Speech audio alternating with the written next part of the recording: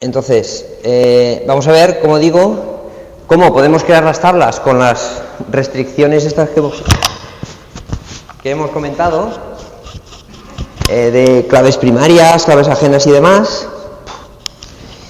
Y luego veremos cómo insertar, consultar y modificar datos, ¿vale? No sé si lo habéis mirado en los apuntes o...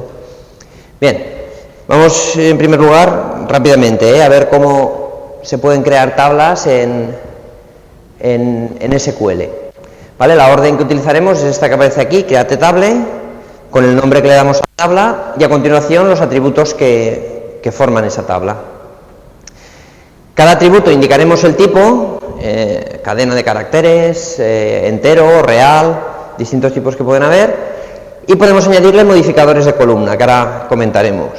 ¿Qué tipos de modificadores de columna tenemos? Pues clave primaria, si acepta nulos o no acepta nulos, si se pueden repetir valores o no, ¿vale? Todo ese tipo de cosas que comentaremos luego. Y luego también podemos indicar modificadores globales de tabla, por ejemplo las claves ajenas, ¿vale?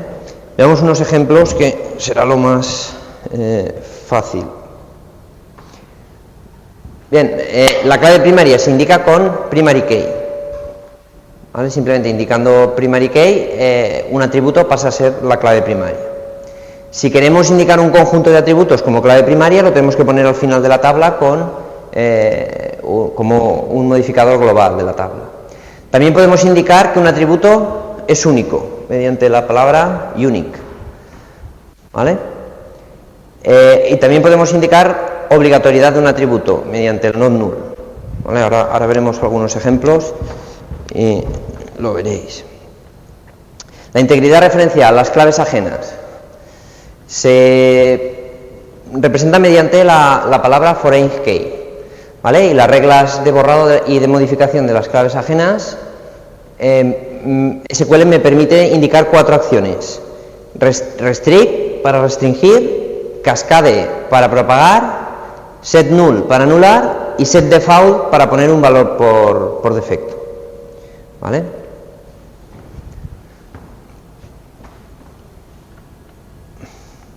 Bien, y las reglas de negocio las podemos realizar mediante de dos formas: mediante un check al final del create table, ¿vale? Donde indiquemos la condición que deben cumplir determinados atributos, pues, por ejemplo, que lo que comentábamos el otro día, que el descuento debe ser menor que el IVA, ¿no? Pues al final del create table yo puedo poner check, descuento menor que IVA, y a partir de ese momento siempre esa regla, el sistema de gestión de base de datos se encargará de hacerla cumplir, ¿vale? O mediante aserciones, que son un conjunto de reglas que se deben cumplir y que se implementan normalmente en SQL mediante disparadores, ¿vale? Veremos en alguna práctica veremos cómo hacerlo, ¿vale? Es lo que se conoce como triggers y que, bueno, se implementan en algún lenguaje de programación junto a los create tables. Bien, algunos ejemplos, como comentaba, la tabla facturas, ahí aparece cómo se crearía, ¿no? En primer lugar, el código de factura, que es un número de hasta 6 dígitos y no admite nulos, ¿vale? La fecha es de tipo date, de tipo fecha, y tampoco admite nulos. Y el resto de atributos que la forman: código de cliente, vendedor, IVA y descuento, ¿vale? A continuación indicamos que la clave primaria es el código de factura y las dos claves ajenas que contiene: el código de clientes, que hace referencia a la tabla clientes, y el código de vendedor, que hace referencia a la tabla vendedores.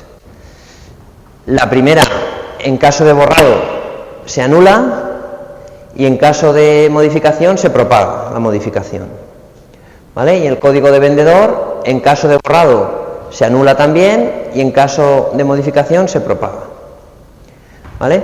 Y la última línea es donde se ha puesto una regla de negocio, ¿no? Que es que se compruebe, check, que el descuento debe estar entre 0 y 50, ¿vale? No pueden haber descuentos ni negativos ni superiores al 50%, ¿vale? Esa es una regla que nos han dicho que se debe cumplir, pues la ponemos y listos, ¿vale? Otro ejemplo, la tabla vendedores. De nuevo ahí aparecen todos los atributos: código de vendedor, nombre, dirección, código postal, código de pueblo y código de jefe. con sus distintos, cada uno de un tipo diferente. Algunos no aceptan nulos, están ahí indicados. De nuevo, la clave primaria es el código de vendedor. Tenemos una clave ajena, que es el código del pueblo, que hace referencia a pueblos. La regla de borrado es restringir y la de modificación propagar, ¿vale? Y otra clave ajena, que es el código de jefe, que hace referencia a ella misma, a la tabla vendedores, ¿vale? La regla de borrado, de nuevo, es restringir y la regla de modificación es propagar, ¿vale? Bueno, ya veis que no es demasiado complicado, ¿no? Bien, y después, ¿cómo insertamos datos en una tabla? Mediante la orden insert, ¿vale? Insert into el nombre de la tabla y los valores que quiero insertar. Ahí tenéis 3 ejemplos.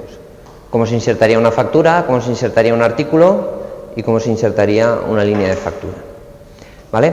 Fijaos que cuando inserto una factura pongo el código de cliente después de la fecha y el código del vendedor, ¿vale?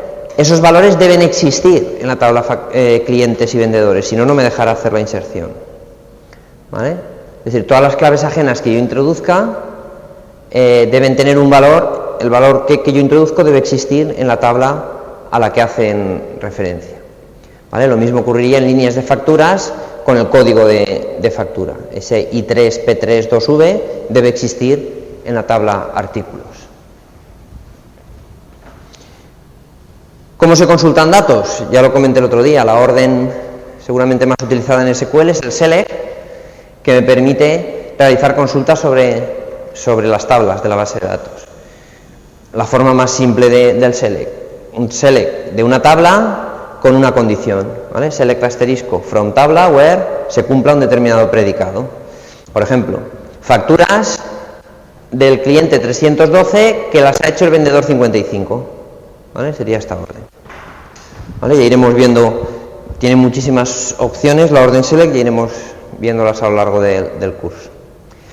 Para modificar datos utilizamos la orden update, ¿vale? Update.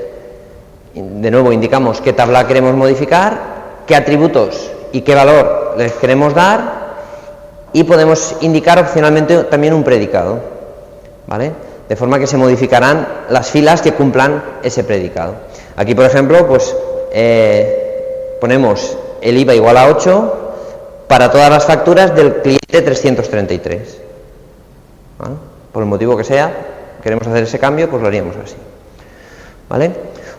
Hay que ir con cuidado con esta orden, porque si no ponemos ninguna condición en el where, no ponemos el where, pues realizaría un cambio sobre todas las filas de la tabla que estemos modificando, ¿vale? Y seguramente pocas veces querremos realizar eso. Bien, y por último, la orden para borrar datos es la orden delete, ¿vale? De nuevo le indicamos delete from qué tabla queremos borrar y también de nuevo qué condición se debe cumplir, ¿vale? Ahí, por ejemplo, he puesto una orden para borrar los artículos cuya descripción empieza por A, ¿vale? Fijaos, he utilizado un operador que todavía no hemos comentado, ¿no? Es el operador like, que me sirve para no realizar comparaciones de igualdad, sino comparaciones utilizando comodines, ¿no? Y ahí pongo que borro de los artículos aquellos cuya descripción sea como una A y tanto por ciento. El tanto por ciento es el comodín, es decir, sea una A y a continuación cualquier cadena de caracteres, ¿vale? Además he utilizado la función upper, que lo que hace es transformar a mayúsculas una cadena de caracteres. Entonces, antes de comparar, la comparación se realiza entre la descripción en mayúsculas y la A mayúscula. ¿Qué me permite hacer eso? Que se borrarán todos los artículos que empiecen por A, sea la A mayúscula o sea minúscula, ¿vale?